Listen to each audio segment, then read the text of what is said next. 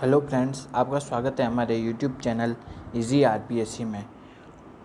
इस वीडियो में हम जो सेकंड ग्रेड टीचर एग्ज़ाम जो कि 25/5/2017 को हुआ था, उसमें साइंस सब्जेक्ट का एग्ज़ाम था। उसमें बायोलॉजी के जो भी क्वेश्चन पूछे गए थे उनको हम इस वीडियो में डिस्कस करेंगे। ओके, तो शुरू करते हैं। पहला क्वेश्चन है कि एडेप्टर मॉलिक्यूल होता है, तो एडेप्टर मॉलिक्यूल कौन होता है, किसे एडेप्टर मॉलिक्यूल कहा जाता है? तो उसका सही आंसर है टीआरएनए। टीआरएनए को क्या भी कहा जाता है? एडेप्टर मॉलिक्यूल भी कहा जाता है। ओके, नेक्स्ट क्वेश्चन है ट्रिपल रेस्पॉन्स किस हार्मोन से संबंधित है? तो ट्रिपल रेस्पॉन्स होता है ना, वो किस हार्मोन से संबंधित है? कौन सा हार्मोन ट्रिपल रेस्पॉन्स दिखाता है? तो वो हार्मोन है इथाइलिन। इथाइलिन हार्मोन कौन सा रेस्पॉन्स दिखाता है? ट्रिपल रेस्पॉन्स दिखाता है। ओके, नेक्स्ट क्वेश्चन है स्किन में पाए जाने वाले जो हेयर होते हैं ना, वो क्या होते हैं? तो स्किन में जो हेयर पाए जाते हैं वो एपिडर्म की ओरिजिन कैसी होती है? एपिडर्मल होती है। एपिडर्मल ओरिजिन होता है, सही बात है। और डेड सेल के बने होते हैं। स्किन हेयर की ओरिजिन एपिडर्मल होता है और वो किसके बने होते हैं? डेड सेल के बने होते हैं। ओके, ये बात बिल्कुल सही है। नेक्स्ट क्वेश्चन में चलते हैं। एम्फीबियन में पाया जाने वाला जैकबसन ऑर्गन काम में आता है। ये आप उनको पूछ ले कि जैकबसन ऑर्गन किस में पाया जाता है, तो वो एम्फीबिया में पाया जाता है। ठीक है, किस में पाया जाता है? एम्फीबिया में। और वो किस काम में आता है? एम्फीबिया में वो आता है स्मेल को ग्रहण करने में। किस में काम में आता है जैकबसन ऑर्गन? स्मेल को ग्रहण करने में काम में आता है। ओके, नेक्स्ट क्वेश्चन में चलते हैं कि होमोलोगस नेक्स्ट क्वेश्चन है कि होमोजाइगस जो प्राणी होता है ना, वो उसमें कितने प्रकार के गैमेट बनते हैं? होमोजाइगस, एक होता है होमोजाइगस और दूसरा होता है हेट्रोजाइगस।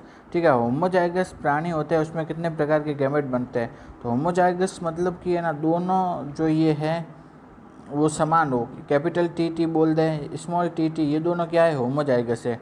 ठीक है, और हेट्रोजाइगस बोले तो मतलब कैपिटल टी स्मॉल टी, ये क्या हो गया? हेट्रोजाइगस। तो होमोजाइगस में कितने प्रकार का गैमेट बनेगा? एक प्रकार का गैमेट बनेगा। कैपिटल टी टी की बात कर ले तो ओनली कैपिटल टी गैमेट बनेगा। स्मॉल टी टी की बात कर ले तो ओनली स्मॉल टी गैमेट बनेगा। जबकि हेट्रोजाइगस होता है ना, वो हेट्रोजाइगस में कितने प्रकार के गैमेट बनते हैं? हेट्रोजाइगस में अगर अपन बात करें ना, तो हेट्रोजाइगस ये कैपिटल टी स्मॉल टी है। तो इसमें कितने प्रकार के गैमेट बनेंगे? दो प्रकार के, एक तो कैपिटल टी और स्मॉल टी, ये दो प्रकार के गैमेट बने। ठीक है, तो अपन को अगर पूछे कि होमोजाइगस में कितने प्रकार के गैमेट बनते हैं, तो एक प्रकार का। हेट्रोजाइगस में कितने प्रकार के गैमेट बनते हैं? तो दो प्रकार के। ओके, तो ठीक है, अगले क्वेश्चन की तरफ चलते हैं। नेक्स्ट क्वेश्चन है कि अंगों के यूज़ एंड डिसयूज़ की थ्योरी किसने दी थी? तो अंग होते हैं, उनका यूज़ और डिसयूज़ की थ्योरी किसने दी थी? वो दी थी लेमार्क ने। लेमार्क ने ऐसे कहा था कि जिस अंग का अगर हम यूज़ ज़्यादा करते हैं वो ज़्यादा विकसित हो जाता है, और जिसका यूज़ कम करते हैं वो है ना, वो कम विकसित होता जाता है और धीरे धीरे क्या हो जाता है? विलुप्त हो जाता है। ये थ्योरी किसने दी थी? अंगों के यूज़ एंड डिसयूज़ की थ्योरी दी थी लेमार्क ने। ओके, नेक्स्ट क्वेश्चन है कि डीएनए को इंटरनली काटने के लिए कौन सा एंजाइम काम आता है? तो डीएनए को काटने के लिए कौन सा एंजाइम काम में आता है? वो आता है रेस्ट्रिक्शन एंडोन्यूक्लियेज एंजाइम। कौन सा एंजाइम? रेस्ट्रिक्शन एंडोन्यूक्लियेज एंजाइम डीएनए को कट करता है। ओके, नेक्स्ट क्वेश्चन है कि अपन को ट्रू और फॉल्स बताना है। तो है ना, फर्स्ट क्वेश्चन ये पूछा हुआ है कि कॉन्सेंट्रिक वेस्कुलर बंडल हमेशा क्लोज होते हैं। कॉन्सेंट्रिक वेस्कुलर बंडल मतलब जाइलम ऐसे पाया गया, उसके बाहर फ्लोएम इस तरीके से। ठीक है, तो इस प्रकार के वेस्कुलर बंडल होते हैं ना, वो हमेशा क्लोज प्रकार के होते हैं, उसमें कैम्बियम नहीं पाई जाती है। तो ये बात बिल्कुल सही है। तो कॉन्सेंट्रिक वेस्कुलर बंडल हमेशा क्लोज होते हैं। ओके, नेक्स्ट है कि एम्फिक्राइबल वेस्कुलर बंडल में जाइलम फ्लोएम द्वारा सराउंडेड होता है। तो एम्फिक्राइबल वेस्कुलर बंडल भी एक प्रकार का क्या है? कॉन्सेंट्रिक वेस्कुलर बंडल है का प्रकार है। तो उसमें क्या होता है? जाइलम तो होता है अंदर की तरफ, उसके बाहर क्या होता है? फ्लोएम। जाइलम अंदर और फ्लोएम बाहर। ठीक है, तो एम्फिक्राइबल वेस्कुलर बंडल में, तो एम्फिक्राइबल वेस्कुलर बंडल में जाइलम अंदर और फ्लोएम बाहर होता है। ठीक है, ये बात भी बिल्कुल सही है। ओके, नेक्स्ट क्वेश्चन है कि जो अर्थवर्म होता है उसमें टेस्टिस यानी कि वृषण पाया जाता है, वो कौन से खंड में पाया जाता है? तो अर्थवर्म में वृषण कौन से खंड में पाए जाते हैं? 10वें और 11वें खंड में पाए जाते हैं। कौन से खंड में पाए जाते हैं? 10वें और 11वें खंड में। ओके, नेक्स्ट क्वेश्चन है कि ईस्ट्रस साइकिल किस में पाया जाता है? तो अपन को पता है कि जो प्राइमेट्स होते हैं ना, प्राइमेट मतलब प्राइमेट में कौन कौन आते हैं, एक तो ह्यूमन हो गया, बंदर, चिंपैंजी, गोरिल्ला, एप्स, ये सब क्या है, प्राइमेट हो गए।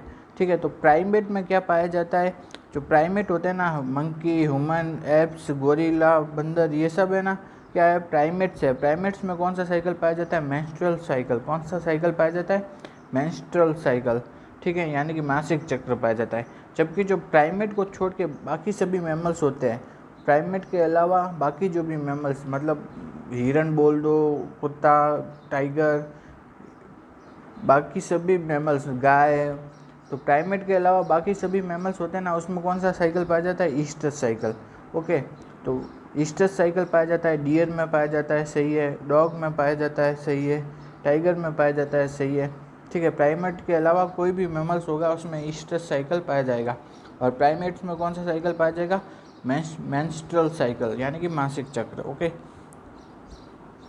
ओके, नेक्स्ट क्वेश्चन है कि जो फादर ऑफ जेनेटिक्स कौन है, तो फादर ऑफ जेनेटिक्स है मेंडल। कौन होता है फादर ऑफ जेनेटिक्स, कौन है, मेंडल।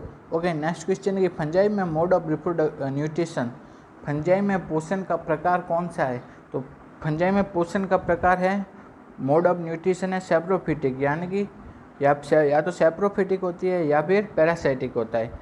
फंजाई या तो मृतोपजीवी होती है, मृत जीवों से अपना भोजन प्राप्त करती है, या फिर क्या होती है, परजीवी, यानी कि जो दूसरे जीवों पे परजीवी के रूप में रहती है और अपना भोजन प्राप्त करती है। फंजाई या तो होती है सैप्रोफिटिक या पैरासिटिक। ओके, नेक्स्ट क्वेश्चन है कि स्पर्म में कौन सा भाग मूवमेंट के लिए एनर्जी प्रदान करता है, तो स्पर्म होता है इस तरह से, उसमें ना ये कौन सा भाग होता है जो कि एनर्जी प्रदान करता है, तो वो होता है मिडल भाग। कौन सा पार्ट होता है, मिडल पार्ट। मिडल पार्ट में बहुत सारे है ना क्या पाए जाते हैं, माइटोकॉन्ड्रिया पाए जाते हैं। मिडल पार्ट में बहुत सारे माइटोकॉन्ड्रिया पाए जाते हैं जो कि उसको स्पर्म की गति को क्या प्रदान करते हैं, गति के लिए एनर्जी प्रदान करते हैं। ओके, नेक्स्ट क्वेश्चन है कि मानव कि शरीर की सबसे बड़ी एंडोक्राइन ग्लैंड कौन सी है, मानव शरीर की सबसे बड़ी अंतःस्रावी ग्रंथि है थायराइड ग्लैंड। कौन सी है, थायराइड ग्लैंड। नेक्स्ट क्वेश्चन है कि 16 सेल स्टेज एम्ब्रियो क्या कहलाता है, 16 सेल स्टेज एम्ब्रियो कहलाता है मोरूला। क्या कहलाता है, मोरूला। ओके, नेक्स्ट क्वेश्चन है कि मैमल्स होते हैं ना स्तनधारी, उनमें उत्सर्जित पदार्थ क्या होता है, तो मैमल्स में उत्सर्जित पदार्थ होता है यूरिया। क्या होता है, यूरिया।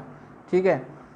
ओके, नेक्स्ट क्वेश्चन है कि हाई एल्टीट्यूड पर जो आरबीसी होती है, यानी एरिथ्रोसाइट, हाई एल्टीट्यूड मतलब ऊंचाई पर जाने पर एरिथ्रोसाइट होता है, उसका नंबर क्या होता है, एरिथ्रोसाइट का नंबर क्या हो जाता है, बढ़ जाता है। ऊंचाई पर यानी हाई एल्टीट्यूड पर जाने पर आरबीसी का नंबर होता है, बढ़ जाता है। क्यों, क्योंकि होता है ना ऊंचाई पर होता है, वो ऑक्सीजन की हीमोग्लोबिन के साथ जो बंधुता होती है ना, वो क्या हो जाती है, कम हो जाती है। लेकिन हमको ब्लड में ऑक्सीजन की सप्लाई करनी है, तो उसकी सप्लाई को बढ़ाने के लिए क्या है, आरबीसी का नंबर को बढ़ाया जाता है ताकि ऑक्सीजन की सप्लाई प्रॉपर हो सके। ओके, नेक्स्ट क्वेश्चन है कि फ्रॉग है, फ्रॉग का एग होता है, तो फ्रॉग का एग कौन सा होता है, मीजोलेसिथल। किस प्रकार का होता है, मीजोलेसिथल प्रकार का। ठीक है, फ्रॉग का एग।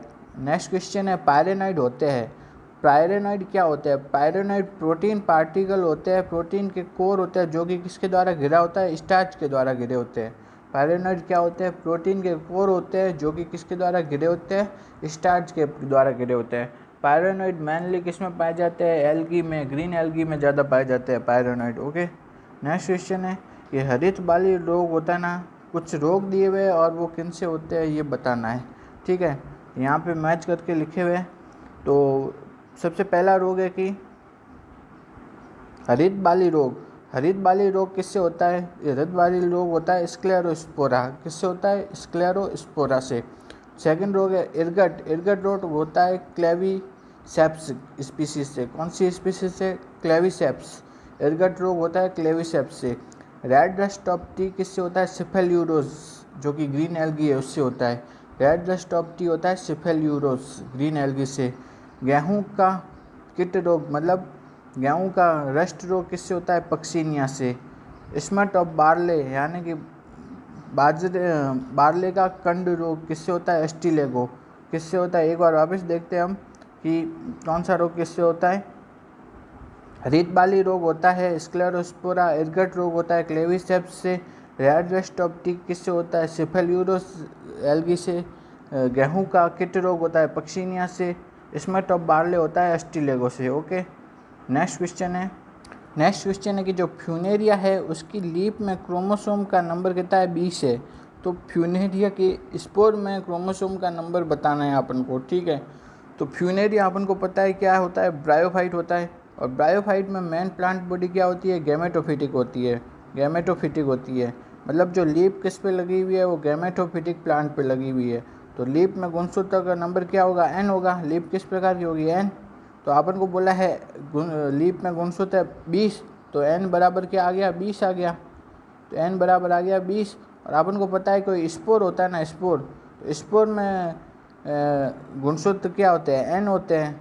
तो अपन को पता है n कितना है 20, तो स्पोर में गुणसूत्र हो गया 20, तो इसका सही आंसर हो गया 20, ठीक है। ओके, तो अगर गैमेटोफिटिक है ब्रायोफाइटों में मेन प्लांट बॉडी होती है गैमेटोफिटिक, तो उसकी लीफ में नंबर हुए कितने, n हुए। तो n दे रखा है अपन को 20, तो स्पोर में भी नंबर क्या होते हैं, n होते हैं।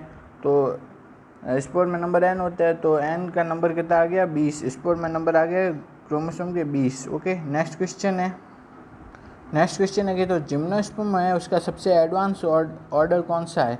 तो जिम्नोस्पर्म का सबसे एडवांस ऑर्डर कौन सा है, नीटल्स। कौन सा है, नीटल्स होता है वो जिम्नोस्पर्म का सबसे एडवांस ऑर्डर है। ओके, नेक्स्ट क्वेश्चन है कि बास्ट फाइबर के एग्जाम्पल है।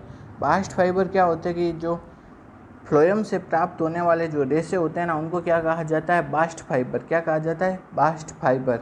ऐसे रेशे जो कि किससे प्राप्त होते हैं, फ्लोएम से, उन्हें कहा जाता है बास्ट फाइबर, ठीक है। तो फ्लोएम से प्राप्त होने वाले रेशे है जूट भी फ्लोएम से प्राप्त होता है, flax, hemp, jute, flax, hemp, ये सब है ना किससे क्या है, बास्ट फाइबर है, यानी कि फ्लोएम से प्राप्त होते हैं।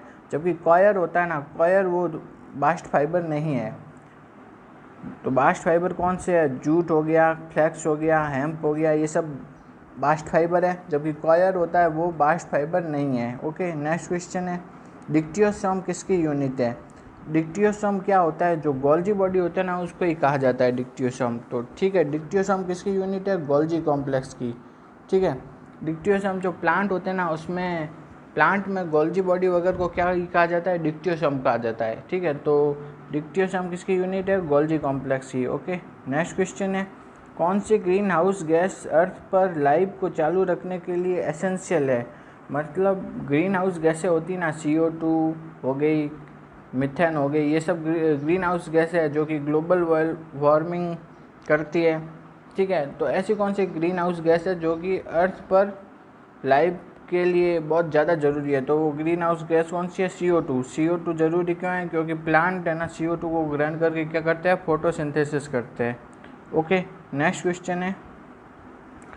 क्वेश्चन है कि एडिनिन का प्रतिस्थापन किससे, G से हो जाए। एडिनिन का रिप्लेसमेंट G से हो जाए तो किस प्रकार का म्यूटेशन होगा। तो एडिनिन का रिप्लेसमेंट हो जाए G से, ग्वानिन से, तो म्यूटेशन होगा। अपन को पता है एडिनिन भी क्या है, प्यूरिन, और ग्वानिन भी क्या है, प्यूरिन। तो अगर तो प्यूरिन का प्यूरिन से प्रतिस्थापन हो जाए या पिरिमिडिन का पिरिमिडिन से प्रतिस्थापन हो, तो प्यूरिन का प्यूरिन से प्रतिस्थापन या पिरिमिडिन का पिरिमिडिन से प्रतिस्थापन, तो क्या कहलाता है, ट्रांजिशन। क्या कहलाता है, ट्रांजिशन। तो ये होगा ट्रांजिशन। एडिनिन का ग्वानिन से प्रतिस्थापन हो जाए तो वो क्या कहलाएगा, ट्रांजिशन। साइटोसिन का थाइमिन से प्रतिस्थापन हो जाए तो वो भी क्या कहलाएगा, ट्रांजिशन, ठीक है। मतलब प्यूरिन का प्यूरिन से या पिरिमिडिन का पिरिमिडिन से प्रतिस्थापन हो तो उसे क्या कहा जाता है, ट्रांजिशन। जबकि अगर अपन देखें कि है ना, जो प्यूरिन का पिरिमिडिन से प्रतिस्थापन हो जाए, यानी कि एडिनिन का किससे, मतलब प्यूरिन का पिरिमिडिन से, एडिनिन का थाइमिन से प्रतिस्थापन हो जाए, या एडिनिन का साइटोसिन से प्रतिस्थापन हो जाए, तो इसको क्या कहा जाता है, ट्रांसवर्जन। क्या कहा जाता है, ट्रांसवर्जन। प्यूरिन का पिरिमिडिन से प्रतिस्थापन ट्रांसवर्जन कहलाता है। ओके, नेक्स्ट क्वेश्चन है किसी पर्सन की RBC की सरफेस पर क्या है, B एंटीजन है, तो उसका ब्लड ग्रुप क्या होगा, उसका ब्लड ग्रुप B होगा। तो आरबीसी पर जो एंटीजन पाया जाता है ना, वही उसका क्या होता है, ब्लड ग्रुप होता है। अगर किसी के ना आरबीसी पर ए एंटीजन पाया जा रहा है तो उसका ब्लड ग्रुप ए होगा। किसी के आरबीसी पर अगर है ना कोई भी एंटीजन नहीं है तो उसका ब्लड ग्रुप ओ होगा। अगर किसी की आरबीसी पर ए और बी दोनों एंटीजन है तो वो उसका ब्लड ग्रुप वो ए बी होगा। ओके, आरबीसी पर जो एंटीजन पाया जाता है ना, वही उसका क्या होता है, ब्लड ग्रुप होता है। ठीक है, जबकि एंटीजन तो कहाँ पाया जाता है, तो आरबीसी एंटीजन तो पाया कहाँ जाता है, एंटीजन पाया जाता है कि आरबीसी की सरफेस पे, और जबकि एंटीबॉडी कहाँ पाई जाती है, वो पाई जाती है ब्लड प्लाज्मा में। ठीक है, ओके। नेक्स्ट क्वेश्चन है कि रेस्ट्रिक्शन एंडोन्यूक्लियस के लिए रिकॉग्निशन सीक्वेंस है। रेस्ट्रिक्शन एंडोन्यूक्लियस होता है ना, कहाँ से पहचानता है, मतलब कहाँ से डीएनए को काटता है, तो वो काटता है पैलिंड्रोमिक सीक्वेंस से। तो पैलिंड्रोमिक सीक्वेंस क्या होती है, उल्टा सीधा एक समान होता है। वो क्या उल्टा सीधा एक समान सीक्वेंस होती है ना, वो क्या कहलाती है, पैलिंड्रोमिक सीक्वेंस। ठीक है, वहीं से क्या काटता है, ये रेस्ट्रिक्शन एंडोन्यूक्लियस डीएनए को कट करता है। तो वो इसमें कौन सी है, G T A T A सी, ये के एक प्रकार की क्या है, पैलिंड्रोमिक सीक्वेंस है। ठीक है, उल्टा सीधा एक समान टाइप की सीक्वेंस है ये।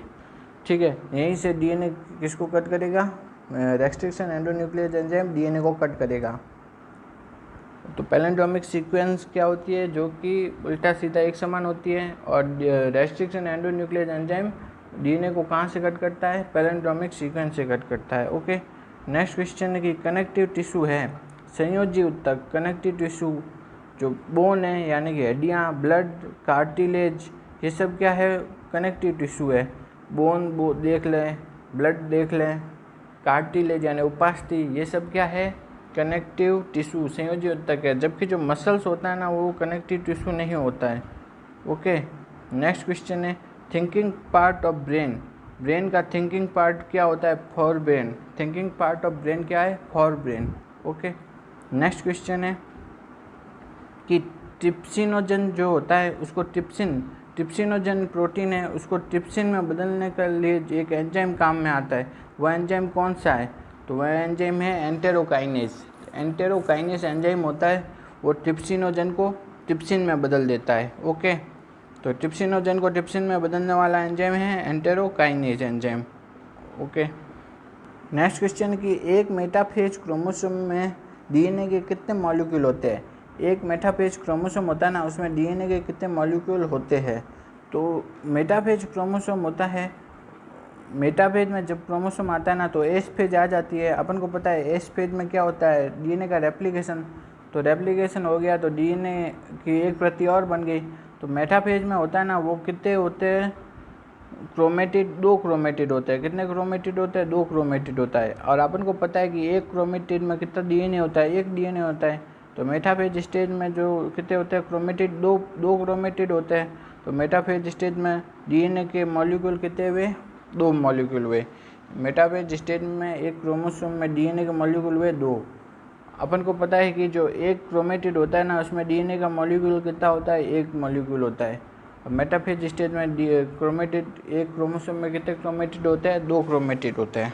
ओके, तो इसका आंसर हो गया 2। नेक्स्ट क्वेश्चन है कि जब AUG स्टार्ट कोडॉन हो तो वह किस अमीनो एसिड को कोड करता है। ठीक है, AUG है ना, जब शुरुआत में हो, मतलब पहला कोडॉन क्या हो, AUG स्टार्ट कोडॉन हो AUG, तो वो किस अमीनो एसिड को कोड करेगा, वो करता है app methionine, formyl methionine. AUG जब है ना स्टार्ट कोडॉन होता है तो वो कौन से अमीनो एसिड को कोड करता है, वो करता है फॉर्माइल मिथ्योनिन अमीनो एसिड को कोड। ओके, नेक्स्ट क्वेश्चन है कि मैनोज, गैलेक्टोज, डेक्सट्रोज है ना, वो किसका ही नाम है, डेक्सट्रोज ग्लूकोज का ही दूसरा नाम होता है। ग्लूकोज का ही दूसरा नाम क्या है, डेक्सट्रोज। ठीक है, तो मैनोज, गैलेक्टोज, डेक्सट्रोज ये सब क्या है, मोनोसेकेराइड है। क्या है, मोनोसेकेराइड। जबकि माल्टोज, सुक्रोज ये सब क्या है, डाइसेकेराइड। मैनोज, गैलेक्टोज, डेक्सट्रोज वगैरह मोनोसेकेराइड है, माल्टोज, सुक्रोज वगैरह ये क्या है, डाइसेकेराइड। ओके, नेक्स्ट क्वेश्चन है लैटरल रूट की उत्पत्ति होती है, यानी कि पार्श्व मूल होती है, उसकी उत्पत्ति किससे होती है, पेरिसाइकिल से। लेटरल रूट की उत्पत्ति होती है पेरिसाइकिल से। नेक्स्ट क्वेश्चन है, किसी मॉलिक्यूल का उसकी स्वयं की हायर कॉन्सेंट्रेशन से लोअर कॉन्सेंट्रेशन की तरफ मूवमेंट। कोई मॉलिक्यूल है, उसका स्वयं की अधिक कॉन्सेंट्रेशन मतलब अधिक सांद्रता से लो सांद्रता की तरफ मूवमेंट क्या कहलाता है? डिफ्यूजन, यानी कि विसरण। कोई मॉलिक्यूल है वो। नेक्स्ट क्वेश्चन है कि ये जो प्लांट दिए हुए हैं उनमें और पुष्पक्रम दिए हुए हैं, तो कौन से प्लांट में कौन सा पुष्पक्रम पाया जाता है वो अपन को देखना है। ठीक है, यहाँ पे मैच करके लिखा हुआ है मेरे। तो जो यूफोर्बिया होता है ना, यूफोर्बिया, उसमें है ना कौन सा पुष्पक्रम पाया जाता है? साइएथियम। कौन सा? यूफोर्बिया में कौन सा पुष्पक्रम पाया जाता है? साइएथियम। कौन सा पुष्पक्रम पाया जाता है? साइएथियम। ठीक है, जो अंजीर होता है उसमें हाइपेंथोडियम पुष्पक्रम। अंजीर में कौन सा होता है? हाइपेंथोडियम। साल्विया में कौन सा पुष्पक्रम होता है? वर्टिसिलास्टर। साल्विया में पुष्पक्रम होता है वर्टिसिलास्टर। नीम में होता है पेनिकल। नीम में कौन सा पुष्पक्रम होता है? पेनिकल प्रकार का। सनफ्लावर यानी सूरजमुखी में होता है कैपिटुलम। किस प्रकार का? कैपिटुलम प्रकार का।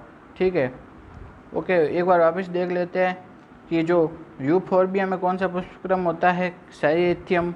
अंजीर में होता है हाइपेंथोडियम। साल्विया बोल दे, या फिर है ना ऑसिमम तुलसी में एंड साल्विया में कौन सा होता है? वर्टिसिलास्टर प्रकार का।